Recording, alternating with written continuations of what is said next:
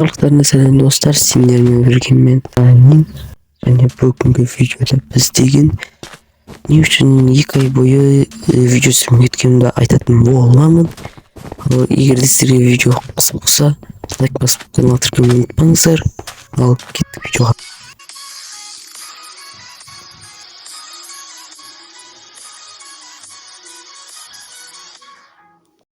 Так, достар, сіздерге айта кетсем, менің біріншіден телефонның көбі бұзылып қалды, яғни динамигін яғни ағақты өзінің микрофонына ағақты сөйтіп мен боқтаватсам айтып етпеңіздер, енді қалай боқтамайсың менше.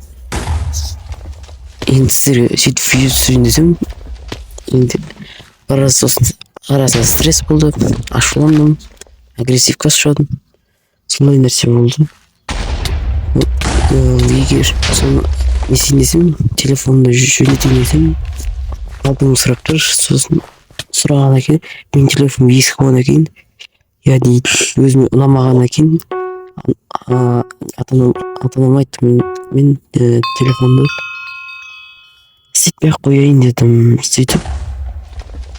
Сөйтіп не істедік, істетпей-ақ қояйын, новый телефон алып беремін депті. Істеткен жоқпын, басында кішкене істеткен 3000-ға, арғы вообще істеткім келмей қалды. Өйткені мына телефон білесіздер, еп қалмайды, жарамайды.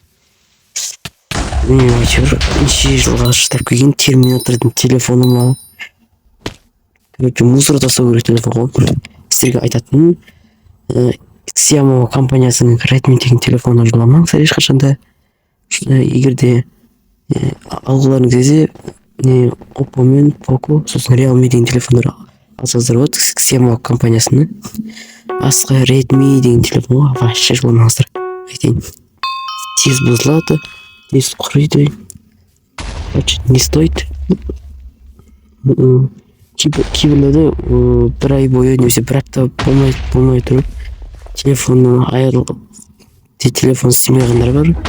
Менікі 3 жылға шыдады, оғанда рахмет бұл телефонға, бірақ Redmi деген телефонды тез бұзылады. Соны білдім. Егер осы видео ұнасаңыз, лайк басып каналға тіркеліңіздер. Ал жаңа телефон аламын деген ойдамын. Енді бұйыртсам оңға жеткізіп тастайық. Ал сау болыңыздар.